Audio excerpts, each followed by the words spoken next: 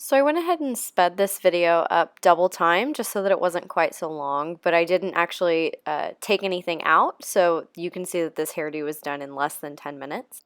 Before you do anything, you need to make sure that you spray on a heat protectant, and then once that dries, you can go ahead and just comb through it with a wide tooth comb.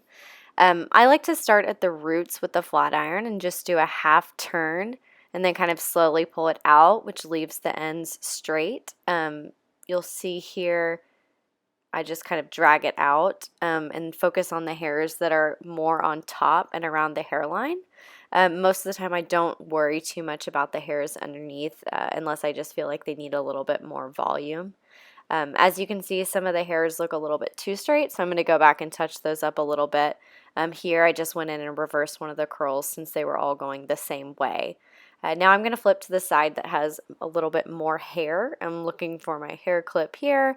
So I clip up the majority of it and then just repeat the same process. So I just use the flat iron and do about a half turn with the flat iron and slowly drag it out. If you want more defined curls, just go a little bit slower, and you can also go closer to the edge so it's not quite as straight on the ends of your hair. And then just let down a little bit more hair out of the clip and repeat. Since you're going for kind of a messy look, you don't have to totally do every single hair on your head. So you'll see, especially as I get closer to the top, I'm not nearly as particular. Even here, I'm kind of missing some hairs, but it doesn't really matter since it's more of a messy look. Again, I'm making sure to get the hairs at the hairline really well since those are going to be the most visible. Now I'm going back and just touching up some of the stuff on the other side because it was just a little bit too straight for my liking. Now repeating the same process. So you can see here I'm not grabbing all of the hairs on the back just because those are already kind of naturally wavy, so I'm just kind of letting them do their own thing. But these hairs at the front are the ones that you want to be a little bit more particular with since they're the ones that are right on your face. And I just kind of use my fingers to fluff it up as I go and kind of see what's missing and what needs a little bit of extra love. And here I was watching America's Next Top Model, get a little distracted. Now I'm about ready to finish up. I've got just a couple more sections of hair here.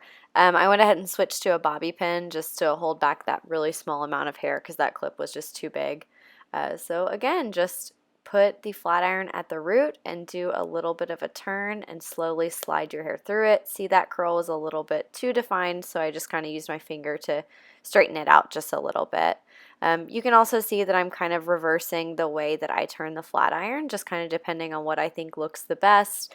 You don't want all of your curls to go the exact same way, so just make sure that you have a little bit of difference in the way you turn the flat iron.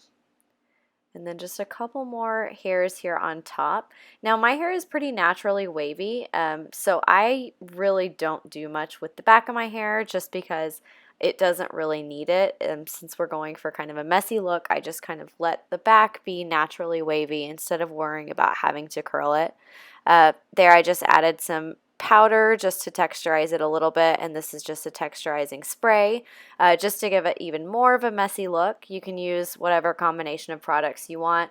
The last product I'm using is a sea salt spray, which gives it just a little bit more definition, making sure to get some in the back as well.